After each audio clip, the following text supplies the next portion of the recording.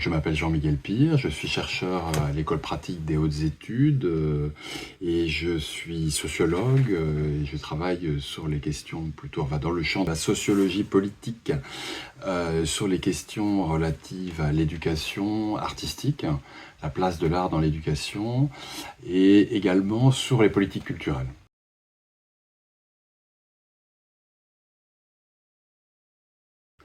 Alors, je dirais, alors l'opium du peuple, c'est le titre du livre. Alors évidemment, c'est un peu un jeu de mots avec l'opium du peuple, popularisé par Marx. L'opium, en fait, c'est un mot latin qui définit le loisir intelligent, c'est-à-dire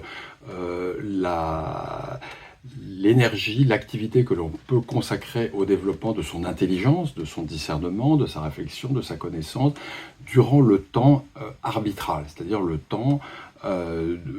au sujet duquel on a de compte à rendre à personne, dont on fait vraiment l'usage que l'on souhaite. Donc ce qui définit l'otium, c'est vraiment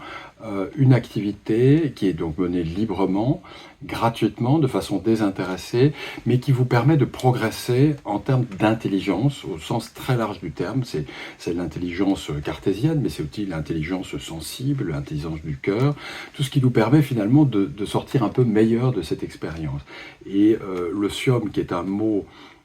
donc latin, définit une disposition qui aujourd'hui, et c'est le cœur de la démonstration de mon livre, qui est perdue. Notre société finalement n'a plus de mots pour valoriser ce loisir intelligent, et elle n'a plus de mots, donc elle ne le valorise plus. Et mon idée, c'est de dire, au fond, nous pouvons peut-être, en réintroduisant ce mot dans notre vocabulaire, de nouveau valoriser cette part du temps libre. Il se trouve qu'on a beaucoup de temps libre au XXIe siècle, en tout cas en Occident, quand on a un travail, et considérer qu'une part de ce temps libre pourrait être, ne pas seulement être consacrée au divertissement, aux tâches domestiques, etc., mais pourrait être consacrée à ce loisir intelligent qui concrètement renvoie à des lectures, à des réflexions, à des conversations fécondes ou à des moments de méditation,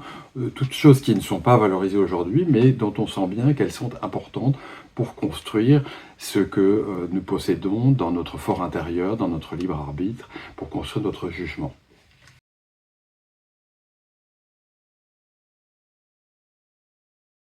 Alors,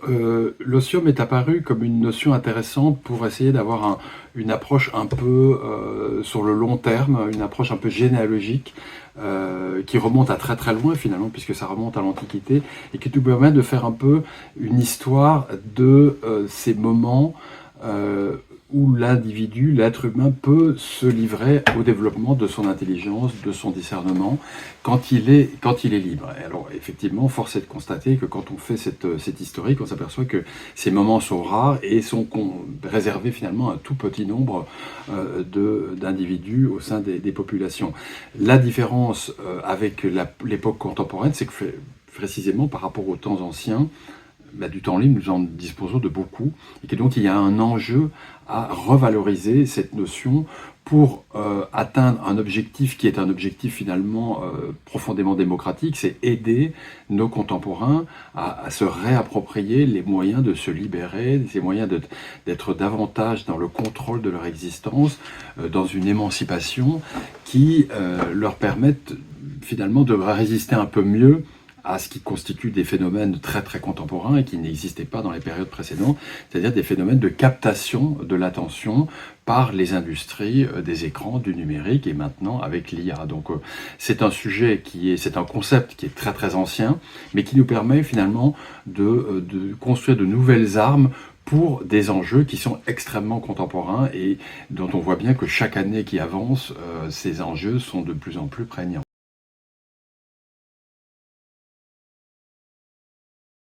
Alors effectivement, c'est d'abord un enjeu éducatif. Je pense qu'on est convaincu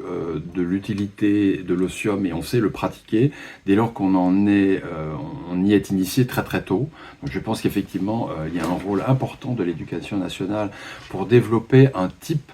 de rapport à son temps libre dédié à la connaissance, à l'enrichissement de soi, qui peut être vraiment important. L'éducation nationale peut donner des outils, elle peut aider les élèves à devenir leurs propres enseignants quelque part. Mais il y a aussi un enjeu pour la vie adulte, et je pense que notre époque pourrait s'enrichir d'une prise de conscience. Il peut y avoir une prise de conscience dans cette idée que une part de ce temps libre peut être utilisée pour son propre profit en termes de discernement, d'élargissement des connaissances, et avec cette idée qu'au fond, il ne s'agit pas seulement d'un développement personnel, mais que tous ces efforts qu'on va mobiliser pour comprendre mieux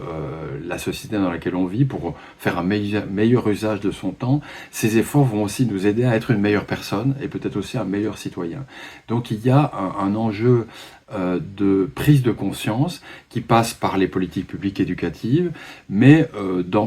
pour ce qui concerne les adultes, peut-être aussi par les entreprises. Je pense que les entreprises ont un rôle important à jouer pour valoriser ces moments qui, même dans le champ du travail salarié, peuvent être des moments de pause, de réflexion, de méditation, peut-être pour mieux réfléchir aux objectifs liés à l'entreprise et au travail salarié.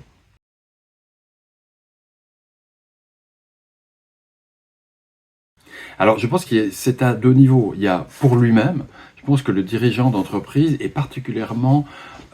soumis à la pression d'une époque qui est dominée par une information continue. Donc je pense que le dirigeant d'entreprise est particulièrement soumis à ce bombardement d'informations, et finalement il est peut-être celui qui a le moins de temps pour se poser, pour réfléchir, parce que chaque instant finalement doit être valorisé par le travail du leadership, et je pense il gagnerait à valoriser ces moments de pause où il peut lire, il peut s'extraire, il peut être un peu dans une démarche de désintéressement par rapport aux objectifs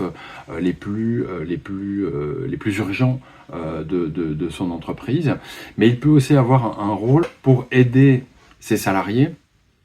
à se convaincre eux-mêmes que ces moments-là sont précieux pour gagner en discernement et en efficacité aussi. Et peut-être concrètement pour créer au sein du travail salarié, dans les horaires qui sont dédiés au travail salarié, peut-être des moments où le salarié est autorisé finalement à s'accorder ce temps de réflexion, ce temps de pause, ce temps de lecture, ce temps d'échange, désintéressé par rapport aux objectifs les plus urgents de l'entreprise, mais qui ont un effet de renforcement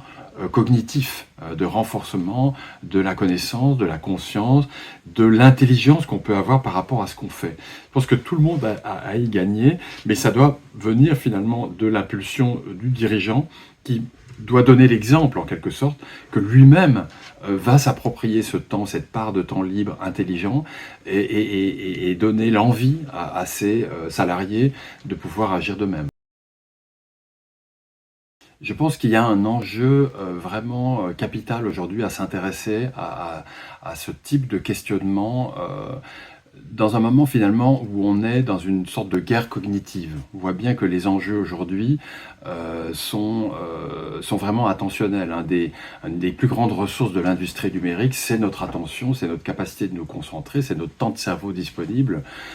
comme disait le patron de TF1. Et dans cette guerre cognitive, je pense qu'il faut se préparer, il faut s'armer. Et un des moyens de s'armer, c'est la prise en considération du temps dont on dispose, de notre propre temps de cerveau disponible, et ce que l'on en fait. En fait, on ne peut plus considérer que notre temps libre est un temps qui est comme de l'eau qui coule et dont on peut faire un usage totalement